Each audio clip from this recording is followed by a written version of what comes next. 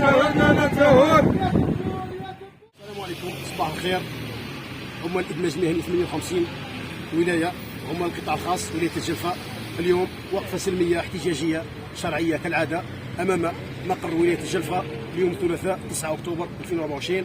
مطالبنا كالعاده رسميه وثابته ولا غبار عليها ولا تراجع عنها. اليوم رساله موجهه الى السيد رئيس الجمهوريه القائد الاعلى للقوات المسلحه السيد عبد المجيد تبون، نداء موجه من طرف عمال الادماج المهني بصفه عامه الموجهين في القطاع الخاص.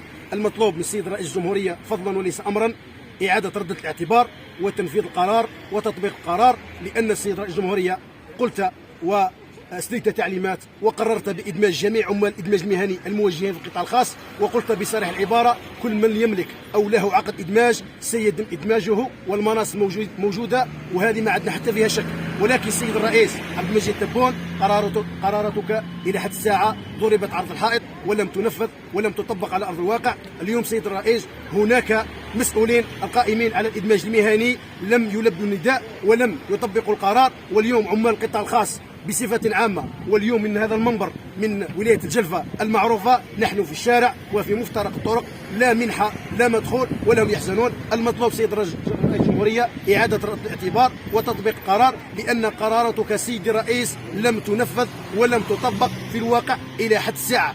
كل من قال لك بأن الإدماج تم طي الملف وإدماج الجميع هو عبارة عن كذب وافتراء وفقط. سيدي الرئيس المعلومات التي تصلك علينا معلومات غالطة وكاذبة بصريح العبارة و100%. اليوم الشارع يتكلم والشارع هو الحقيقة والواقع هو الحقيقة. الحقيقة عمال الإدماج المهني الموجهين في القطاع الخاص ما زالوا ينتظرون الإدماج بمؤسسة الدولة دون قيد وشرط وبصفة دائمة، واليوم ننتظر فضلا وليس الأمر سيد الرئيس أن تخرج بقرار إنصاف الجميع عمال الإدماج المهني القطاع الخاص وإدماجهم بصفة نهائية بمناصب قارة ودائمة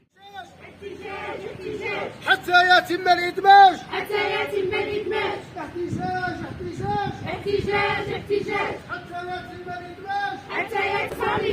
حتى ندمج صامدون. صامدون صامدون صامدون صامدون صامدون حتى ندمج صامدون.